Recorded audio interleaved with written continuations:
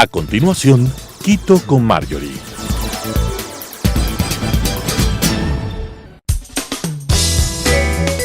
Clasificación A. Apto para todo público.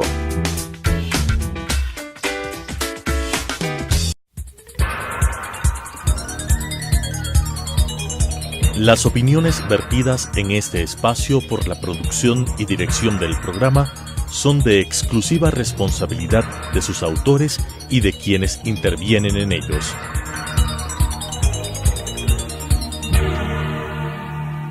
Telesucesos Canal 29 UHF presenta Quito con Marjorie, un programa en el que juntos recorreremos los barrios de Quito, principalmente lugares poco conocidos, para hablar con sus personajes que tienen historias de éxito, sueños y aspiraciones, con la conducción de Marjorie Chávez. Quito con Marjorie. Bienvenidos a nuestro primer programa de Quito con Marjorie, en donde buscaré transmitir iniciativas de los ciudadanos de Quito, experiencias, historias, narrar, en muchos casos dificultades de los ciudadanos, pero siempre con el fondo de una historia de éxito. Mi interés es hacer conocer a Quito historias de éxito de los quiteños, que han pensado en grande, que han pensado de manera estructurada y han generado valor en sus empresas, en sus actividades personales y por supuesto a través de eso a la sociedad. Y para este primer programa he decidido invitar a un personaje que quizá alguno de ustedes ya lo conoce y lo identifica. Es Aníbal Carrera. Actualmente él es un gran empresario quiteño, pero tiene una gran historia que contarnos. Entonces, Aníbal, muchas gracias por acompañarme en el primer programa. Y cuéntanos tu historia. Nosotros sabemos que fuiste futbolista, viviste en España muchos años, luego pues decidiste emprender, volver al Ecuador y emprender. Cuéntanos. Gracias, Marjorie, por la oportunidad y te felicito por la iniciativa, porque siempre es bueno que los jóvenes conozcan de cómo muchas empresas grandes del país empezaron, lo cual sea motivante para el emprendimiento que tantísima falta hace al país. Así que con mucho gusto. Bueno, yo soy quiteño, nací hace ya 58 años. Me eduqué en escuela pública, concretamente en la Escuela Uruguay. Antes, mi familia es de Imbabura y viví mis primeros años de infancia en Tumbaviro, que es un pueblito cercano a Chachimbiro, que está cerca de Yaruquí, hoy famoso por el tema de Yachay. Y después a los quinto y sexto grado vine a Quito y estudié en una escuela pública, que es la UNICEF. Luego toda la secundaria la hice en el Colegio Mejía, el gran patrón Mejía. Emblemático colegio que hoy, dicho sea de paso, el presidente del país es un ex Mejía y algunos ministros también. Así que aprovecho para mandarles una enhorabuena y una felicitación. Y después también me eduqué en universidad pública, en este caso en la Politécnica Nacional, y eso en el campo digamos, de estudios y de carrera profesional. Paralelamente a eso, como muchos jóvenes, pues a mí en el caso concreto me gusta el fútbol hasta ahora, y a muchos es una pasión, y desde muy pequeño, desde la escuela, jugué al fútbol. Y llegué a jugar en varios equipos. Empecé en la Universidad Católica, después pasé a Liga en todas las menores. Subimos a equipo de primera división en Liga, pero teníamos 18, 19 años. En mi caso concreto tuve la suerte y la fortuna de ser seleccionado del Ecuador en la categoría sub-19 en esa época. Y participamos en unos juegos del Cono Sur en donde tuvimos la suerte y el esfuerzo también de ganar la primera medalla de plata para el país en ese nivel de selección. Maravilla. Y después también coincidimos y jugamos un sudamericano que es muy recordado porque una de las estrellas más importantes a nivel mundial nacieron en ese torneo, que es Diego Maradona. Coincidimos en el sudamericano en Montevideo y jugamos un partido. Y sabemos tu anécdota, que intercambiaron camiseta, ¿verdad? Sí, es una anécdota que se ha hecho famosa entre mis amigos. Porque el hecho fue que Maradona, que a mí me sustituyeron faltando unos 15 minutos para terminar el partido, y después de que se terminó el partido, lo usual, como sabes, es intercambiar camisetas. Y Maradona no había intercambiado y después me mandó a pedir mi camiseta y yo obviamente accedí a dársela a la mía. Así que intercambiamos con Diego, que de lo que se conoce es la primera camiseta a nivel de selección intercambiada con Diego Maradona. Y luego tuvo también una anécdota de que esa camiseta luego desapareció, luego volvió a aparecer al cabo de unos años, sí, al cabo de muchos años, y así se ha mantenido como una anécdota muy, digamos, de la cual yo guardo mucho cariño, mucho aprecio, porque es hace tantísimo tiempo y con una figura tan relevante a nivel mundial hasta hoy. Así que bueno, y después también tuve oportunidad de jugar ya en primera división, jugué en Ambato, en el Macará, equipo al cual le subimos a la primera categoría, y desde entonces no ha vuelto a bajar el club, así que muy interesante. Y finalmente terminé jugando en el Politécnico, que es el equipo de mi universidad, digamos. Y pasaste un tiempo por el Aucas. Sí, también, jugué en Aucas, esa también es una anécdota bien importante, porque Aucas es un equipo de muchísimo arraigo popular, en el cual mucha gente que juega en otros equipos son hinchas de Aucas, les gusta Aucas, y ese era el caso nuestro de varios jugadores, compañeros míos de liga, y yo terminé jugando en Aucas, no por mucho tiempo, pero de lo cual me alegro mucho, por supuesto. Aníbal, a los 22 años dejaste el fútbol y decidiste viajar, decidiste, bueno, continuar tus estudios y tratar de especializarte, ¿no? Y estuviste viviendo en España durante 13 años. Así es. Yo, bueno, estudiaba paralelamente, como muchos jóvenes, en la Politécnica. Yo me gradué, soy tecnólogo en computación e informática, y después de eso entré a trabajar en INESEL, en donde hice mi tesis, que estuve trabajando 3 años. Paralelamente me designaron y me nombraron profesor de la misma Politécnica Nacional, pero yo tenía la inquietud y, digamos, el desafío de especializarme fuera del país.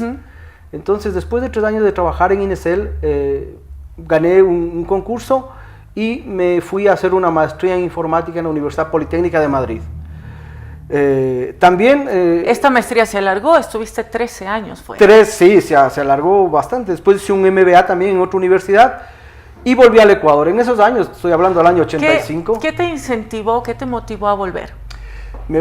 Después de 13 años de vivir en España, la realidad es que no es nada nuevo. Los ecuatorianos somos muy arraigados a nuestros familiares, y fue una decisión familiar, digamos. Mi esposa es ecuatoriana y decidimos volver porque nuestros hijos nacieron en España, pero estaban pequeños, así que mi hija vino de 2 años y mi hijo de 9 meses, o teníamos 2 opciones, o nos quedábamos definitivamente en España o volvíamos, y en este caso decidimos volver. Y regresamos en el año 98, en donde ya creé el emprendimiento. Y además regresaste en el año 98, ¿no? Una época que no era, digamos, la mejor para el tema de los emprendimientos en Ecuador. Estábamos pues con crisis, habíamos pasado una guerra. Sin embargo, tú decidiste apostarle, pensar en grande. Lo hiciste además no, ¿solo o con alguien más al inicio? Bueno, cuando regresamos, obviamente trajimos todo lo que habíamos invertido y trabajado durante tanto tiempo, mi esposa y yo, en España, y justo 2 días antes de que se produjera el congelamiento bancario aquí en Ecuador, claro, lo cual fue una decisión terrible, obviamente un momento difícil. Al final pudimos negociar con el banco para que nos hiciera un crédito back to back. Es decir, con la plata que nosotros teníamos, nos hizo un crédito y nos cobró intereses, lo cual es realmente lamentable. Pero, digamos, salimos adelante en esa época complicada para el país, que, digamos, en términos anecdóticos, digamos que vine en la peor época de Ecuador y salí en la mejor época de España. Porque fue donde fue el crecimiento espectacular en Europa. España entró de pleno derecho en la comunidad. Año 98, 2018, han pasado 20 años. 20 años, exactamente. ¿Qué nos puedes contar? ¿Qué le podemos contar a los ciudadanos de Quito, a las personas que nos están viendo, de cómo es empezar a trabajar en Ecuador? ¿Cuáles fueron primero tus incentivos, tus motivaciones, luego las dificultades que encontraste y que sin duda las sigues encontrando en el camino, solo que por supuesto con mucha más experiencia y más herramientas? Pero pues han pasado 20 años en que has de haber tenido pues éxitos y fracasos, puede que haya fluctuado tu empresa, Cuéntanos, ¿qué ha sido lo más fácil y lo más difícil durante estos 20 años? Lo más difícil desde una perspectiva de emprendimiento es, bueno, en mi caso yo ya venía de emprendimiento de España, fui socio en España, es decir, tenía ese tema, pero yo creo que lo más difícil en el país y a los jóvenes es la animadversión al riesgo. Es decir, todo el mundo piensa que montar una compañía es sencillo y que va a los beneficios y las ganancias a verse casi de inmediato, y eso no es así. Entonces, lo difícil cuando yo vine al Ecuador después de 13 años era ver en qué sector de la industria yo me podía desarrollar en base a la experiencia que traía de España. Entonces, después de seleccionar, vimos que creo que el campo más importante en ese momento era todo lo que tenía que ver con centros de atención de llamada, con lo que hoy se conoce como call center. Hace 20 años nadie tenía ni idea del tema, pero afortunadamente esa es la experiencia que yo acumulé en Europa.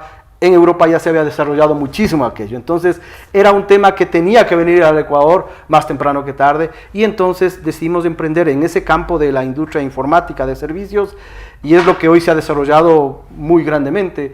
Y yo quizás desde un punto de vista de aportación al desarrollo del país, se creó una nueva industria que no había, y eso ha generado muchísimos puestos de trabajo, miles de puestos de trabajo en el país, no solamente como Chronix, sino también como otras iniciativas y competencias que aparecen. Entonces, que digamos, concretando tu pregunta, es decir, ¿a qué me dedico? Esa es la decisión más difícil, porque no puedes dedicarte a 3, 4 cosas simultáneamente cuando los recursos que tienes que invertir, los recursos y el tiempo son escasos. Limitados. Exactamente. Y lo hicimos con amigos, en este caso amigos del fútbol, un compañero mío que es José Cruz, que coincidimos, estudiamos juntos también, y con él emprendimos inicialmente esta compañía. Hoy, 20 años después, con toda la experiencia que tienes, ¿qué tratamiento le dan ustedes a los jóvenes que ingresan a su empresa? Entiendo yo que tienes miles de empleados. ¿Cómo logran ustedes incentivar, digamos, a los jóvenes empleados que trabajan con ustedes? Bueno, el campo en donde nosotros trabajamos está muy abierto a jóvenes prácticamente que son bachilleros o están en los primeros años de universidad, y eso les permite adquirir una experiencia en un contacto directo con servicio al cliente. Entonces, muchos de los jóvenes que han pasado por la compañía, que en estos 20 años serán cercanos a los 5.000 chicos que han pasado por la compañía, muchos de ellos hoy son profesionales exitosos en diferentes campos de actuación. Unos son médicos, otros son ingenieros, economistas, diferentes líneas de actuación, porque al ser jóvenes en diferentes carreras que pueden tener un contacto, muchos de ellos han visto que ponerse emprendimientos de servicio al cliente es una buena iniciativa, y de hecho de Chronix han salido a su vez competidores de propio Chronix, al menos 3 o 4 call centers más. Entonces muchos han visto también en esto como una inspiración para poder hacer emprendimientos de esta línea, y hay emprendimientos en diferentes otros campos, incluido desde la construcción, incluidos en temas de restauración, de restaurantes, en diferentes ámbitos, lo cual es magnífico. Y aquí yo destaco a las compañías que dan que apoyan este tipo de trabajos, porque son las primeras oportunidades que un joven tiene para adquirir experiencia. Así es. Cosa que es difícil. Todas las empresas siempre buscamos personas que tengan experiencia, pero claro, si no tienen la oportunidad es muy difícil. Y este es un campo bien útil para ellos. Gracias, Aníbal. Justamente mi intención con este programa, al contar historias de ciudadanos, quiero contrastar la experiencia con también las iniciativas o la experiencia que tienen nuevos emprendedores en la ciudad. Por eso es que hemos invitado también a Carlos Pérez, quien en breve nos estará comentando sobre su emprendimiento. Quito con Marjorie. Ahora queremos contrastar la experiencia con una persona que empieza a emprender en nuestra ciudad, en nuestro país. Estamos con Carlos Pérez, él es un emprendedor, es economista. Nos va a contar, nos va a relatar su vida, cómo le nació la motivación para decidir trabajar por su propia cuenta. Carlos, te escucho, cuéntame. Hola, buenas tardes. De hecho, yo creo que es un incentivo de vida este asunto, porque uno siempre desde pequeño buscaba la forma de generar nuevas opciones en qué desenvolverse y demás, así que desde los 13 años tuve mi primer emprendimiento. ¿Y de qué se trataba? Algo muy pequeño, vendía aviones hechos de balsa en los parques, entonces salía con mi cajita y salía a los parques y regresaba a la casa con mi propio dinero. Mi madre me decía, tú siempre vas a buscar tener plata. Y yo le decía, claro, esa es la intención. Pero bueno, eso como base, ¿no? De ahí fuimos estudiando y desarrollamos ciertas habilidades que teníamos como ventajas competitivas para entender cómo es el asunto de los negocios y demás, y siempre me gustó bastante. Mi primera oportunidad laboral la tuve cuando estaba en quinto curso, por suerte me dieron una oportunidad para poder trabajar, y yo entendía que tenía que empezar desde abajo y ganar experiencia, que es lo importante, aprender, fallar, tener aciertos, para después poder tener mi propio negocio. Es así que trabajé en varias empresas, pero la empresa más grande, la que me dio bastante experiencia y me enseñó mucho, fue Chronix. De hecho, Aníbal Carrera fue mi jefe, sí.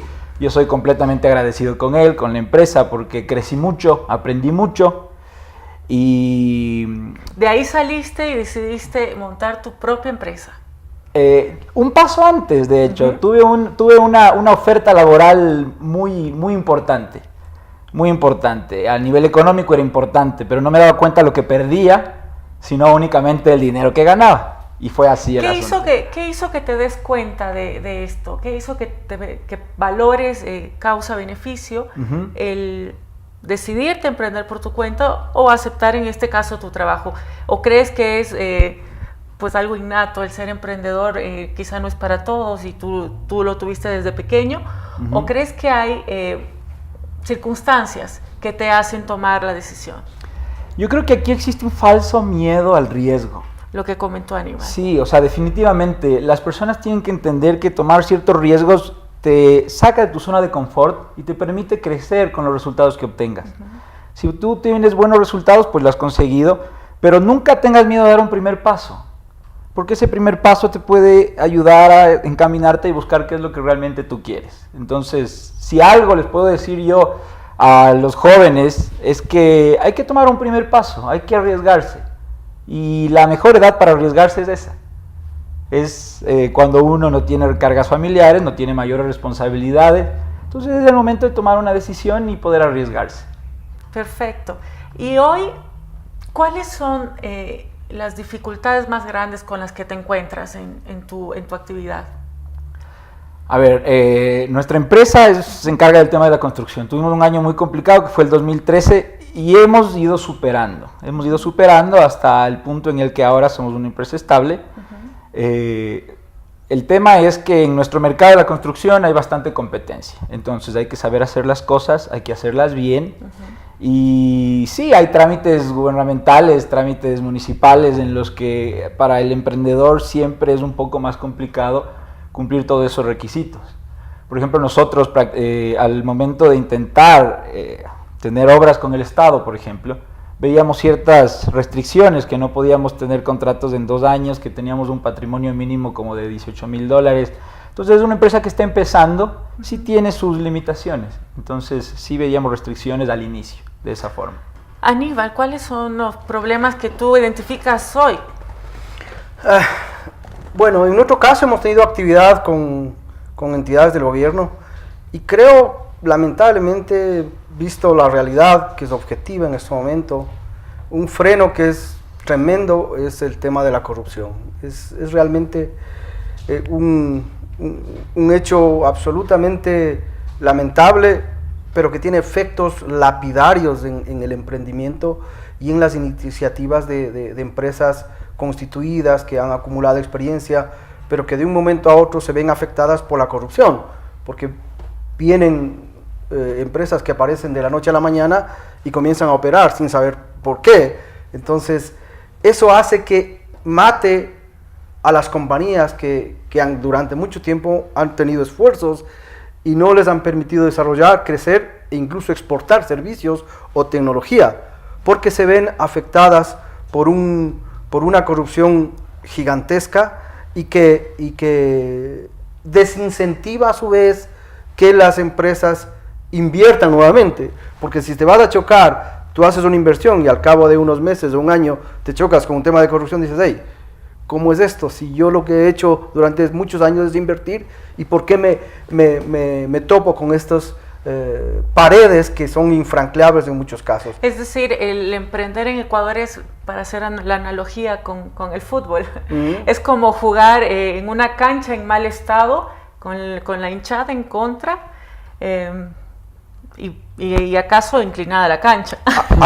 Absolutamente, lo has graficado muy bien, y además en el caso del fútbol mejor, es decir, es jugar con cancha inclinada, con árbitro vendido, sin zapatos y tal. Entonces es imposible luchar contra eso. No es imposible porque ustedes lo han hecho, sí, pero realmente, claro, limita las aspiraciones de nuevos actores.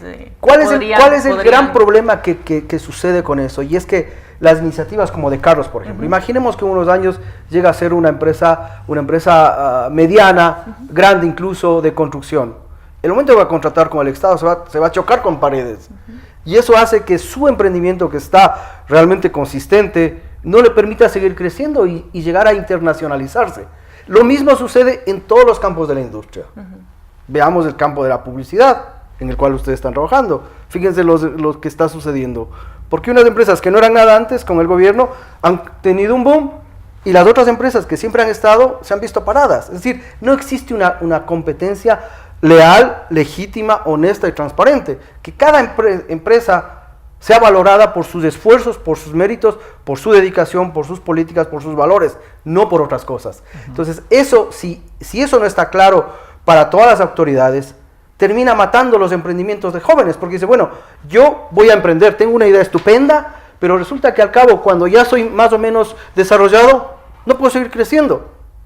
Eso es lo que nos diferencia exactamente de cómo es el emprendimiento en Estados Unidos, en Europa. Donde precisamente eso no sucede y hace que los emprendimientos en Estados Unidos o en Francia, Alemania, sean fantásticos. Carlos, nosotros en el país tenemos una tasa de emprendimiento mucho mayor al de la región. El de la región es 17.6%, Ecuador está por sobre el 35%. Sin embargo, el 5% de las empresas no llega a los 3 o a los 6 años. Más de 6 años solo logra el 2% de los emprendimientos del país. ¿Cuál es tu recomendación como emprendedor exitoso, que pues tienes más de 5 años en el mercado, para quienes quieran emprender? Esto no es una cuestión de velocidad, es un tema de resistencia. Y es importante cuando uno genera un emprendimiento que las bases de ese emprendimiento sean lo suficientemente firmes para aguantar épocas de bonanza y épocas de restricción económica. Es complicado para un emprendedor con poco capital no generar ganancia o utilidades en un periodo corto de tiempo. Entonces es importante tomar en cuenta esto y sobre todo entender que no siempre los resultados van a ser buenos. Un resultado negativo quizás te puede dejar mayor enseñanza que una utilidad económica, por ejemplo. Un resultado negativo te puede enseñar que hiciste las cosas mal y tú puedes tomar una decisión de qué camino para poder solucionar ese inconveniente. Entonces, lo que yo les digo a las empresas, a los emprendedores que recién van a empezar, es que tienen que tomarlo con calma, porque esto es de resistencia, no de velocidad. Aníbal, un último consejo, que ya estamos terminando. Un gusto. Mira, yo animaría a los jóvenes a que presenten sus iniciativas, sus ideas y lo desarrollen. Es decir, el país necesita esas iniciativas. En el caso nuestro hace mucho tiempo, pero hay montones, sobre todo en tema de tecnología, y que los jóvenes se arriesguen al tema. Un tema que sí que tengo que reclamar, por ejemplo, a las universidades, de la cual tú y yo y todos hemos venido de allí, es que no somos un país con una cultura de emprendimiento. Si las universidades enseñan cómo emprender. Así es. Cuando tú terminas la universidad, recién dices, bueno, ¿y ahora cómo hago para crear una empresa? ¿Y ahora qué problemas tengo para contratar a la gente? Esas son cosas que no en todas las carreras tienen que ser lo mismo, pero sí tiene que tener unas bases mínimas en todas las carreras, porque no solamente queremos emprendimientos en informática, en construcción, sino en todos los abanicos. Pero ¿Qué hace un joven cuando sale? Lo primero que piensa es decir, ¿dónde me voy a trabajar? No piensa, dice, bueno, yo tengo una idea, ¿y cómo hago para emprender? ¿Cómo le genero? Porque no tienes las bases mínimas para hacer eso. Entonces, las universidades, para cambiar el switch y de ser un país emprendedor y cambiar la cifra que tú das, de que el 2% apenas del que pasa a los 5 años, es muy bajo. Entonces, ¿por qué sucede eso? Por muchos factores, pero entre otros por estos. Porque, por ejemplo, en mi caso, te encuentras con problemas a la hora de analizar contratos y no tienes bases para eso. Y lo cual yo eché de menos muchísimo eso cuando justamente comencé a emprender. Digo, bueno, ¿y por qué en la universidad no me dijeron algo de esto? Sí, es verdad. Muchas gracias, Aníbal. Carlos, justamente conscientes de que no existe esta toma de conciencia en la ciudadanía, o al menos no de manera generalizada, es que este espacio trata pues de aportar con ideas y de que todos los quiteños sepamos que hay gente que está trabajando y que sí se pueden hacer las cosas. Muchas gracias por acompañarnos, les agradezco a los invitados y a quienes nos han visto. Este fue nuestro primer programa. La próxima semana seguiremos conociendo historias de Quito, historias de éxito. Yo me refiero al éxito como una mejora en la calidad de vida. Y esto es lo que le vamos a seguir mostrando a ustedes. Gracias. Las opiniones vertidas en este espacio por la producción y dirección del programa son de exclusiva responsabilidad de sus autores y de quienes intervienen en ellos.